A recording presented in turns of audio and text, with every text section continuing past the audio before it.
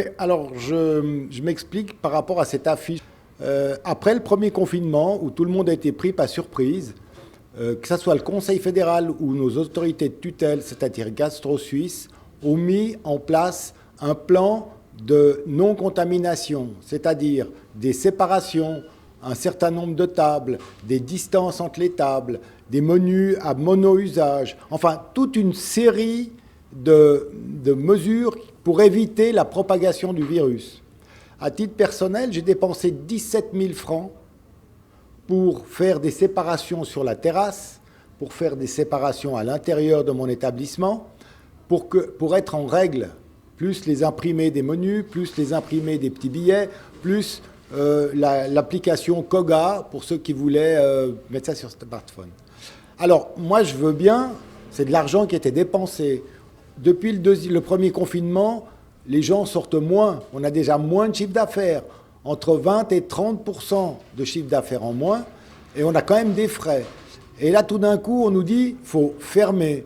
Alors là, il y a quelque chose que je ne comprends pas. Ou les mesures n'étaient pas les bonnes et nécessaires, donc j'aurais pu éviter de dépenser 17 000 francs, ou ici sont mal pris, ou alors le Conseil d'État a décidé de prendre des mesures à la hache. On ne peut pas, dans cette période, prendre des mesures à la hache. J'ai eu un autre journaliste qui m'a interviewé juste avant qu'ils annoncent le confinement, et je lui ai dit, il m'a posé la question, est-ce que vous pensez qu'ils vont confiner? Je dis, j'en sais rien, mais s'ils le font, il est absolument nécessaire qu'ils prennent des mesures chirurgicales, qu'ils aillent vraiment regarder où sont les points de contamination et qui tournent tout autour de façon à préserver le maximum de commerces et d'établissements publics. Parce que là, tout le monde est fermé, y compris nous, qui avons dû investir pour pouvoir être ouverts. Ça va juste pas. Ça va juste pas. Cette affiche que j'ai mise, elle est destinée à faire en sorte que tous les petits commerces qui mettent en place des mesures de protection, du gel, des distances, le masque à l'entrée, puissent continuer à travailler. On est en concurrence féroce avec tout ce qui est par l'Internet.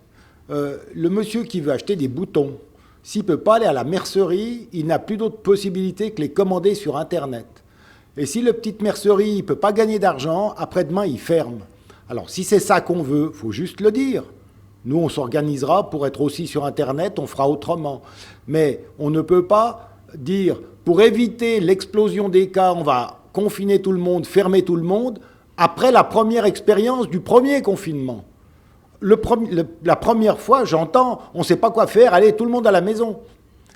Et puis après, on commence à savoir où sont les zones de contamination, par où le virus arrive, qui c'est qui est touché, plutôt les vieux, je suis désolé, les anciens ont moins de chances de résister à ce virus que les jeunes. Et alors, ils ont décidé de tout fermer. C'est une mauvaise décision parce qu'elle est trop globale. Ils ne sont pas allés assez dans les détails. Si je peux me permettre une remarque, à mon avis, le Conseil d'État sait bien où sont les foyers de contamination. Les foyers de contamination, ils proviennent des jeunes. Les jeunes qui ne peuvent pas aller en boîte de nuit, qui sont fermés, c'est normal. En boîte de nuit, on est les uns sur les autres, on oublie de mettre le masque et après 3 verres, on ne sait plus comment on s'appelle. OK. Donc qu'est-ce qu'ils font? Ils vont au Bastion, ils vont au Jardin Anglais, ils font le même genre de fête, mais à l'extérieur, sans aucun contrôle et aussi sans aucune séparation. La police, elle ne peut pas venir avec des masques à gaz, des matraques et des fumigènes pour disperser ces jeunes. Il y a une mesure à garder. Donc, les principaux foyers de contamination sont là, à mon avis. Alors que dans un restaurant, déjà, vous n'êtes pas obligé de venir au restaurant, sauf si vous mangez en ville ou que vous ne pouvez pas faire autrement. Mais vous êtes accueilli tout de suite à l'entrée. Tout de suite, le gérant de l'établissement voit si vous êtes trop près ou pas assez près, ou si vous manque le masque. Tout de suite, il vous dit qu'il faut vous essuyer les mains avec le savon hydroalcoolique. Tout de suite, il vous place à table et vous êtes séparés, soit par des rideaux, soit par la distance, avec votre voisin qui peut-être, lui, serait contaminé. Donc, il y a très peu de risques de contamination dans les restaurants. L'OFSP ont dit eux-mêmes, contamination dans les restaurants, 1,2%. Pour ce 1,2%, on met par terre 16 000 emplois à Genève. Parce que notre branche, elle fait travailler 16 000 personnes. C'est juste pas normal. Il faut être chirurgical. Il faut aller regarder vraiment les points qui sont contaminants et mettre de côté ces points-là. Pas tout le monde. Je pense qu'avant de décider d'un lock-out partiel, voire général, comme ça a été décidé, je prendrai le temps, malgré les cas Covid qui montent à la vitesse grand V, d'après nos gens à l'hôpital, de réunir tous les corps de métier, tous les représentants des corps de métier, et de poser le problème sur la table. Et de dire, voilà messieurs, qu'est-ce qu'on fait maintenant pour éviter de jeter le bébé avec l'eau du bain? Parce que ce qu'ils sont en train de faire maintenant, ils jettent le bébé et l'eau du bain. Très bien, il y a des RHT. Okay, si vous fermez, vous mettez votre personnel à moitié en chômage, vous pouvez être remboursé en partie. Mais quelqu'un doit payer. Quelqu'un doit payer. Et toujours au bout du compte, qui paye, c'est nous. Parce que autant Berne avait dit au mois de mars, messieurs, on ferme tout, mais là, voici les millions pour vous aider à tenir. Autant Genève a dit, messieurs, on ferme tout, et pour l'argent, on verra.